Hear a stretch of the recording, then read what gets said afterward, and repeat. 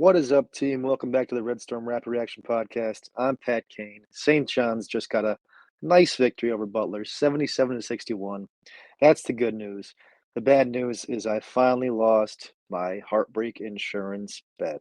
It had been snowballing in a positive direction for my bank account, negative direction for this program for the past 5 games. And tonight I lost a pretty penny, but I will not complain one iota. I'll gladly pay for St. John's victories. Gladly. And tonight we saw what happens when St. John's is able to impose their will and enforce the style of play on their opponent. And tonight that opponent was Butler. They came into the game last in the Big East in terms of fewest turnovers per game, the last in terms of throwing the ball around. St. John's was able to force 18 turnovers, was able to get plenty of easy baskets off those turnovers. And they were also able to hit some threes in the half court in a game where, Butler wants to play in the 60s. St. John's was able to score close to 80, slightly under their season average, but against a team like Butler, you'll take that 77 points. It was more than enough tonight. Butler did not play well in the first half. I thought they were getting mostly the shots they wanted. They did have 8 turnovers in the first half. Second half, our defense got ramped up, perhaps our added depth. We did go pretty deep tonight. We do have a pretty, deep bench overall. Wore them down as the game went on, and the increased pressure really got to them in the second half.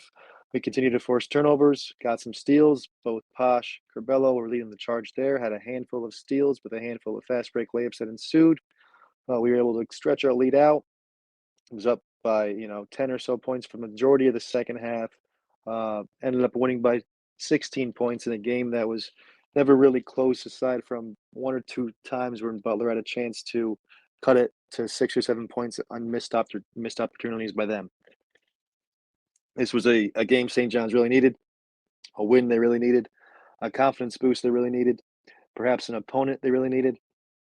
They still have not lost to a team that they were favored to beat. You should be favored to beat teams like Marquette and Xavier, on your home court if you're a quality program. We weren't favored to beat them, and we end up losing those games. Still, that's nothing to hold your hat on if you want to be an NCAA tournament team. You got to go out there and beat some teams that are quality opponents who aren't coin flips, perhaps who are favored to win against you, and then you need to turn the tide and flip the script. You got a great chance this Sunday against UConn. I will say, while we're talking about it, join me this Sunday, guys, for a live watch along for that one. I'll do the same thing I did for the Providence game. Those guys who joined in, awesome. If you want to talk on screen to me, let me know. We'll get you the link. If you want to just hang out in the chat, that's fine too. More the merrier. But tonight, let's start with how the game started with Joel Soriano.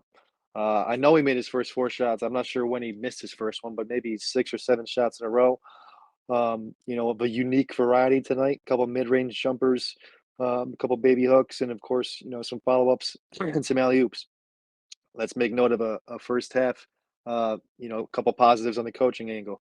We drew up a great look to get Curbelo and alley-oop from Curbelo and alley-oop to Soriano off a timeout. Like a little Spain screen where Posh back screened on Soriano when he rolled to the basket, picked up his man who was wide open for an alley-oop in the middle of the paint. Huge basket there. Another thing that I've been begging for. 2 seconds left in the first half. We have the ball far end of the court with our user lose the timeout still in pocket. I thought for a second Coach Anderson wasn't going to call it, yelling, call the timeout, draw something up here. 2 seconds at the very worst, right? It's practice. It's practice for an end of the game situation. Thankfully, he called it. We ended up getting a somewhat decent attempt from a running 3-point shot from Curbelo. Could have got fouled. Speaking of fouls or no fouls, I thought tonight the refs really let him play out there. A lot of contact went uncalled. A lot of, I thought egregious contact around the rim went uncalled. I was fine with it. I don't know if Butler was fine with it. But refs are refs, and they're not any good. There was that one dunk attempt that Jones had in the second half where he got his shot blocked to the rim. Prior to that, he carried the ball like you'd see a third grader carry the ball. And I mean, you look back, and the ref was literally watching him do it. And what are you guys seeing? What are you watching? Not the game? I don't know. Who played really well? I thought in the first half, Curbelo had good spurts. I thought there were stretches throughout this game that he was an A plus, and I thought there were stretches where he was an F. That's kind of been the story so far this year. Few just lackadaisical, not forced. What do you do in turnovers? Posh, same story there, especially in the second half. We ended up, being up comfortably, but there was times where they were driving it into nowhere, turning it over for, no reason at all, leaving their feet on passes. You know the deal. You know what the problem is with those guys. And even when they were playing really well tonight, which I thought, Posh's box score wasn't beautiful, only had 9 points, but I thought, a lot of tonight's game was quintessential Posh getting into the paint, making plays for others, being an absolute pest on the defensive end, causing turnovers, creating points off those turnovers. He did have a few really beautiful plays to contrast some of those reckless plays. Like in the first half, he had that up and under fake head fake in the paint, got Manny Bates off his feet and finished with two. He had a beautiful one-handed pass across court to Store in the corner on a play where it looked like he might have twisted his ankle. Looked like he was okay though. Great pass to Store. Let's talk about Store for a second. Did get the start. He had 5 quick points in the first half. Nice drive to start the game. Wasn't like we set him up for a play, but he got the ball, was aggressive, driving left. Remember, I said preseason, Store loves driving left, and that's an added benefit for a righty because a lot of guys will get caught off guard. Eventually, the scouting report will be out that he likes driving left.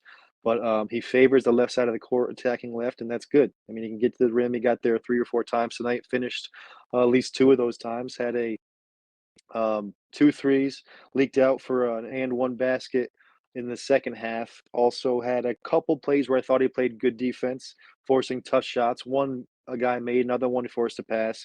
Doing a much better job when he's guarding the basketball. Still's got to get better. Still has got to get better attacking loose balls, going after rebounds, and playing a part there. Too big of a body, too good of an athlete not to play a part there. Um, Soriano, throughout the whole game played well. Jones did some good things, attacked the basket, didn't look to force too many shots, had a few careless turnovers, but he's taking good 3-point shots. Another good night from him from three. Pinzone had a good night from three. The guys who didn't really contribute, that'd be NY, Stanley, Wusu. None of those guys had a really good game. I thought Wusu early on was holding on to the basketball way too long.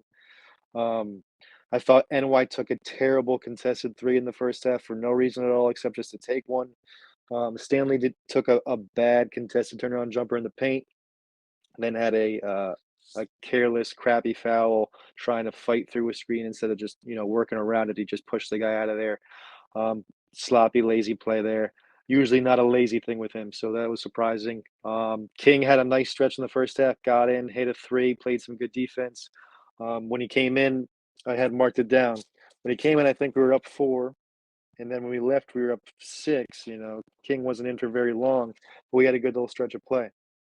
And he didn't get back in until a minute left. I was surprised. I would like to see him get another meaningful minute, but I'm sure we will as the season goes on. Let's take a look at the box score. A lot of green tonight. A lot of green tonight. Soriano 20 and 10, another double double for him. They said he leads the country in overall total rebounds, also leads the country in double doubles. 20 and 10, 10 for 13 from the field. An absolutely beautiful game from him offensively, and he played great defense for the most part tonight. Absolutely outplayed Manny Bates, who's a quality center. AJ Store, 20 minutes. Would have liked to see him get a few more. Definitely thought he outplayed Wusu. Definitely should have got more minutes than him. Even Pinzone off the bench had 23 minutes. I know Store has his lackadaisical moments on defense. Tonight was no exception. I He's gonna have to learn through them. We're gonna have to teach him, with some game experience tonight. This game was never really tested. I would have liked to see him, especially when he's feeling it offensively, get a few more minutes. He did finish with 12 points, 4 for 7 field goal, 2 for 3 from three, 2 for 3 from the free throw line. Absolutely beautiful offensive night with a little bit better defensively to say to throw that in as well. Posh, 9 points, was only 3 for 9 from the field, 0 for 3 from three. But like I said, overall, I thought he played a good game. Those 6 steals tie a career high. Did have 3 turnovers.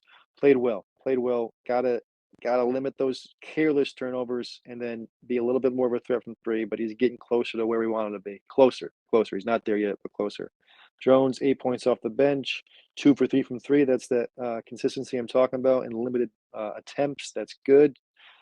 Pinzone, 10 points, 2 for 5 from three, 4 for 7. overall from the field remains aggressive. It's good to see. And Curbelo, 11 points, 6 assists, 4 steals, did have 3 turnovers, but did have a really good game overall. Had that step back three and Lukos's grill. That was good. But good contributions across the board from a lot of guys tonight. Taking a look at the team stats, excuse me. St. John's outshot Butler pretty big tonight, had more shot attempts and shot over 10 percentage points better. Shot them by 3-point distance as well. 8 for 18 on the night for St. John's is a really solid night. Couple things to highlight. We only had 15 fouls. We didn't put Butler at the line an extremely high rate. They only had 16 attempts. That's about what they average. More than what we went to the line tonight, but still we didn't let them get, an absurd amount of points from the free throw line. And those 22 turnovers we forced, I'm not sure if it's a season high for Butler, but it's well above their average of only about 12 per game and best in the Big East. So a great job there, forcing turnovers, and that played a big part in our ability to shoot 52.6% from the field. And if St. John's shoots 52.6 from the field and they turn the other team over quite a bit, chances are they're going to be playing really well. Mathis didn't play again tonight. He's someone we're going to need in Big East play. But when he does come back, we got to still incorporate Store. We still got to find ways to get him good looks because you see these alley oops, these pocket passes that Curbelo's able to make to Soriano. Just imagine the defense has to pay close attention to 2 or 3 guys on the perimeter while also have to pay attention to what's going on in the middle of the paint between those 2 guys. If Store, Pinzone, Usu, Jones, these guys are on the court together and they're feeling it from three. Mathis with his feet set, we can space the floor and we can be consistent threats there. Posh had a couple nice plays using the pick and roll tonight too. So continue to see a little bit more, I don't want to say reliability, but ability and uh, less reliance on playing both Posh and Cabello together, more flexibility there, so we can allow to have multiple shooters on the court. I know a lot of people have been saying this for a while.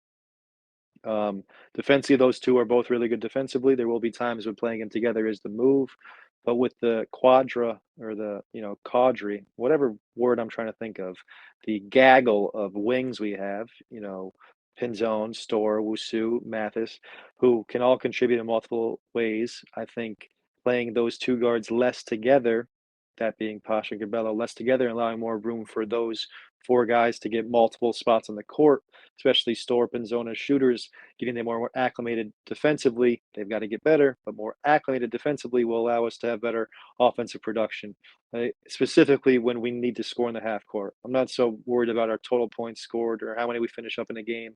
Our pace, tells a lot of that story. But can we score when it matters? We do that. We're going to need to space the court. We're going to need to utilize Soriano with spacing. And, we see what he can do when he gets touches and he's utilized. I mean, the guy is an absolute beast so far. This 20 and 10 was rather ho hum, you know. But guys, thanks for tuning in. Thanks for everything you guys do with the channel and keep coming back, subscribing, follow along. Let me know what you think on Twitter. The live chat this Sunday again, 12 o'clock for UConn. Hope to see you guys there. For Avery Patterson Jr., this has been Pat Kane, Red Storm Rapid Reaction Podcast. Peace.